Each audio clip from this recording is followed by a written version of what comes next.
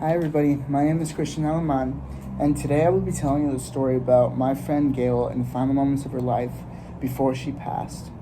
So, I had met Gail at the retirement center I currently work at in about August 2019. She used to occupy most of her time in the library, and all in all, she was an incredible lady. She was always happy and extremely friendly.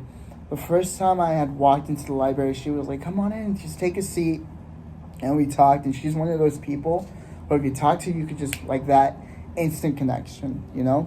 She was great at communication and very smart, and was, all in all, like a second mom to me, basically. I mean, she was incredible. You know, you could talk to her about philosophy, politics. You could just laugh with her.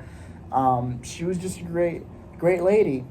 And the reason she was in that retirement center was because she was scheduled for a surgery for her back, because her back was just really curved, I guess. So she had to be in a wheelchair. And so that was the only reason she was there. Besides that, she could have actually been living alone or had her own apartment. Anyways, so we started hanging out, and after work, I would go over and we'd get Uber Eats, and she'd get an Amazon or on her Netflix account, and we'd watch a movie or something, you know, and then we just start talking, and we'd spend like the whole day together pretty much. And we started like having things she used to love to call adventures. She used to like try to plan things like, "Hey, there's a movie playing. You want to go see it with me?" I'll be like, "Yeah, sure, I'll go pick you up." You know, and it was great. I used to love spending time with her. She was a great person to spend time with. And pretty much she was an incredible lady. Anyway, so the time for her surgery came, and I remember she had planned to go watch a Stephen King movie because she loved like a lot of Stephen King novels. So she planned one, and I had to like postpone. I was like, "Hey, we could just go after your surgery. It'll be fun, you know." And then when she had the surgery, all of a sudden they're telling me she's fine and she's gonna be recovering. The next day they tell me she's in the ICU, and I'm kind of like, "Whoa, what happened?" You know. And a few days after that, I'm at work, and her daughter shows up, and she's like, "Hey, so my mom didn't make it."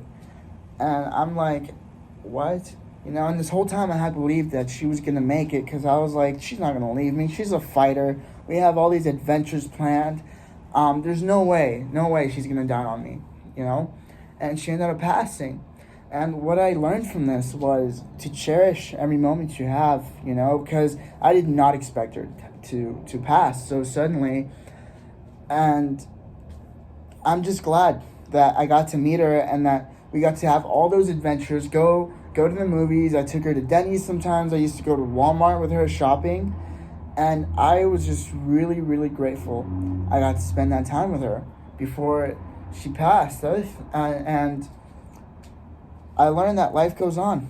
You know, I can't live in the past. I can't be regretful, because I had that regret of telling her, "Hey, we'll just go to that Stephen King movie after your surgery," and having her die was a very like, it was like a slap in the face. You know, I could have gone and shared one last moment with her, and I didn't, and now she's dead. But I also figured I can't live. She wouldn't want me to be like this.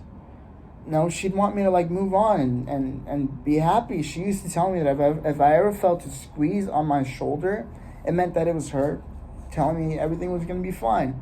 So I figured that's why she told me, you know, so I could get over it, be happy. And that's what she would have wanted from me. And all in all, I'm just really glad and blessed that I got to meet Gail. And I learned that I have to cherish our time in life, because all of a sudden it could be cut short and we could not be here anymore, you know? So, all in all, that was my experience with Gail, and I was really glad that I got to share moments and adventures with her before she passed without either of us knowing. Thank you for your time.